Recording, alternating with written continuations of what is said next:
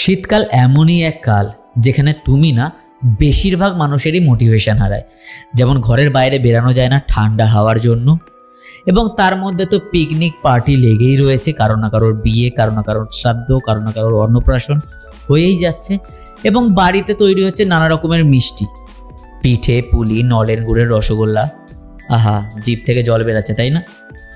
এই জিভের জলটাকে কন্ট্রোল করো, না হলে এই উইন্টার যখন যাবে একবার মিররের সামনে দাঁড়িয়ে দেখবে তোমার 6 প্যাক অ্যাবসের জায়গায় একটা ফ্যামিলি প্যাক অ্যাবস হয়েছে এবং চেস্টের জায়গায় ব্রেস্ট হয়েছে। আর তখন সেই চেহারাটাকে দেখে তোমার নিজেকে একটা কথাই বলতে ইচ্ছা করবে,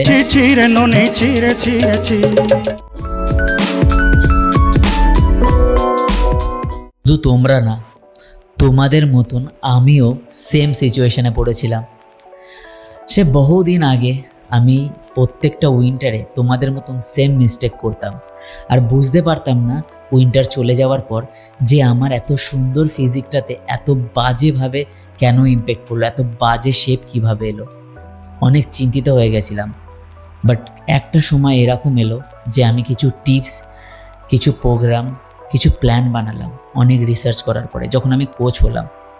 এবং সেই প্ল্যানগুলো পরপর যখন আমি উইন্টার সিজনগুলোতে ফলো করলাম, সব থেকে বেশি মাসেলস আমি উইন্টার সিজনে গেইন করলাম, ওয়ান অ্যান্ড অনলি সেই প্রোগ্রাম, সেই প্ল্যান ফলো করার পর।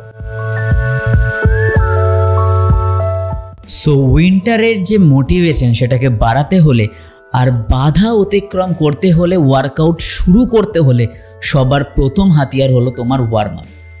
আমি জানি অনেকেই ওয়ার্ম আপ করে, সব সিজনে করে, বাট উইন্টারের ব্যাপারটা কিন্তু আলাদা। উইন্টারে আমাদের বডি প্রচণ্ড ঠান্ডা থাকে, যেহেতু বাইরে ঠান্ডা হাওয়া থাকে, তো তার জন্য আমাদের বডিকে গরম করা অত্যন্ত দরকার। দেখো, বডি গরম হলে তোমাকে কোনো রকম কোনো বাধা, উইন্টারের বাধা তোমাকে আটকাতে পারবে না।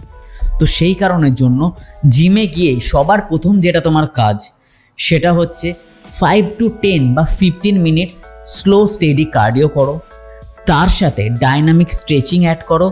এটা ডিউরেশনটাকে বাড়িয়ে দাও। নর্মাল সিজনে যদি তুমি 5 to 10 minute stretching and warm up করো, সেখানে তুমি এটাতে উইন্টার সিজনে 10 থেকে 15 মিনিট, 10 to 15 মিনিটস বাড়িয়ে দাও। দরকার পড়লে 30 মিনিটস কার্ডিও অ্যান্ড ওয়ার্ম আপকে নিয়ে কমপ্লিট করো, তাতে তোমার বডি হিট হবে। আর একবার যদি তোমার বডি হিট হয়ে যায়, তোমাকে কোনো রকম উইন্টার তোমার ওয়ার্কআউটের বাধা হবে না, এটা আমার গ্যারেন্টি। তো ওয়ার্ম আপ অ্যান্ড কার্ডিওকে মিক্স করে 30 মিনিটস করো, দেখো কোনো রকম উইন্টারের ধারে কাছে ঘেঁচতে পারছে। আর সব থেকে ইম্পর্টেন্ট কথা হলো এইটাই যে নিজের ডায়েট প্লেটটাকে চেঞ্জ করো। পিঠে পুলি সরিয়ে আগে প্রোটিন, কার্বস অ্যান্ড ফ্যাট দিয়ে নিজের ডায়েটটাকে কমপ্লিট করো। কারণ পিঠে পুলি তোমার 6 প্যাক অ্যাবস বানাবে না, তোমাকে একটা ফ্যামিলি প্যাক গিফট করবে। আর টাইট চেস্ট বানাবে না, তোমাকে ব্রেস্ট গিফট করবে। তাই চয়েস ইজ ইয়োর্স, যে কোনটা তোমার লাগবে। যদি 6 প্যাক অ্যাবসটাকে রেখে দিতে চাও আর রিপড চেস্টকে রেখে দিতে চাও, তাহলে এইটাকে আগে চেঞ্জ করো। আর একটা কথা, কম্পাউন্ড লিফট করতে একদম ভুলবে না। সারা জীবন হাত মারলেই হবে না, আর্মসের ওয়ার্কআউট করলেই হবে না, শুধু বাইসেপস বাড়ালেই হবে না। কম্পাউন্ড লিফট যেরকম squats, bench press, dead lift করতে একদম ভুলবে না।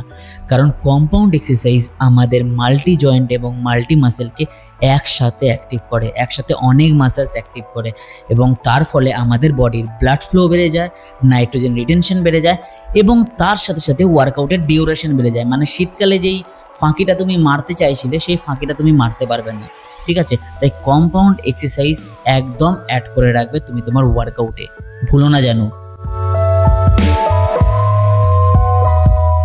শীতকালে আমাদের শরীরে যদি একটু ঠান্ডা জল পড়ে, ভোরবেলায় যখন ঘুম থেকে তুমি ওঠো, দেখবে শরীরটা কেঁপে ওঠে এবং শরীরের কিছু অঙ্গ প্রত্যঙ্গ কুঁচকে ছোট হয়ে যায়। আমি হাত পায়ের কথা বলছি। তো অনেকেই আছে শীতকালে কম জল খায়, আবার অনেকে আছে যে স্নানও করে না, গায়ে জলও দেয় না। তাদের কথাটা সাইডে রাখলাম। তো যারা জল খায় না তাদের ক্ষেত্রে আমি একটা কথা বলি, যদি শীতকালে জল তুমি কম খাও তাহলে তোমার মাসেলসে ডিহাইড্রেশন হতে পারে। তাতে কি হবে, যখন তুমি এক্সারসাইজ করবে তোমার মাসেলসে ক্র্যাম্প আসবে। তো সিম্পল ভাষায় একটা কথাই বলবো যে আমাদের বডি কখনো সিজন অনুযায়ী চলে না, ঠিক আছে? তাই শীতকাল হোক বা গরমকাল হোক, নর্মালি তোমার যতটা জল মানে ওয়াটার ইনটেক করা দরকার তুমি ততটাই ইনটেক করবে, কারণ মাসেলসকে কিন্তু হাইড্রেট রাখতে হবে। মাসেল হাইড্রেট না থাকলে ক্র্যাম্প ধরবে এবং তার ফলে ইনজুরি হতে পারে। আর আরও একটা এক্সকিউজ তখন তুমি নিয়ে নেবে যে মাসেলসে ক্র্যাম্প লেগেছে, মাসেলসে ইনজুরি হচ্ছে, তাই আমি শীতকালে এক্সারসাইজ করব না। সব থেকে লাস্ট এবং ইম্পর্টেন্ট পয়েন্ট, আর এই পয়েন্টটা শীতকালে বেশিরভাগ লোকই ফলো করে, তাই আমাকে বলবার দরকার নেই, তাও বলে দিচ্ছি যে স্লিপিংটা একটুখানি মন দিয়ে করবে। দেখো শীতটা ঘুম ঘুম ভাব, শীতকালটা এমনই যে সারাক্ষণ ঘুম পায়, আই নো, বাট রাত্রিবেলায় জেগে নেটফ্লিক্স ভিডিও না দেখে একটা জিনিস মাথায় রাখবে, যত তুমি শোবে তত তোমারটা বড় হবে। समझ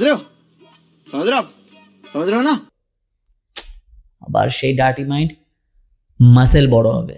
এবং তাই চেষ্টা করবে যে শীতকালে যত ভালোভাবে ঘুমানো যায় এবং যত তাড়াতাড়ি ঘুমানো যায় তত তাড়াতাড়ি তোমার জন্য ভালো। মাসেল যত ভালো রিকভার হবে আর মাসেলসের সাইজ তত ফাস্ট গ্রো করবে। সো যেই কটা জ্ঞান দিলাম যদি তুমি নিতে পারো, তাহলে কোনো উইন্টার সিজনে তোমার কোনো এক্সকিউজ দিতে হবে না ওয়ার্কআউট করার জন্য। আমি কেন, পৃথিবীর কোনো বিদ্যমানই তোমাকে কোনো ফোর্স করতে হবে না, কোনো ভিডিও দেখতে হবে না। জাস্ট এই কটা টিপস ফলো করে, এই কটা জ্ঞান ফলো করে তুমি প্রতিটা উইন্টার সুন্দর রেজাল্ট নিয়ে আসতে পারবে, সুন্দর ট্রান্সফরমেশন করতে পারবে। আর যদি ভাবো যে না এত জ্ঞান শুনবো না, যেরকম উইন্টার আমার মারছে মারুক, তাহলে আমি তোমাকে একটা কথাই বলবো, বেটা তুমসে না হো পায়েগা। যদি আমার এই ভিডিওটা, এই জ্ঞানগুলো তোমাদের ভালো লেগে থাকে তাহলে চ্যানেলের পাশে ওই রেড কালারের একটা সাবস্ক্রাইব বাটন আছে, ওটাতে জল দিয়ে ছুঁড়ে মারো বা জল দিয়ে ভিজিয়ে দাও বা প্রোটিন ছুঁড়ে মারো, যা কিছু ছুঁড়ে মেরে সাবস্ক্রাইব করে দাও।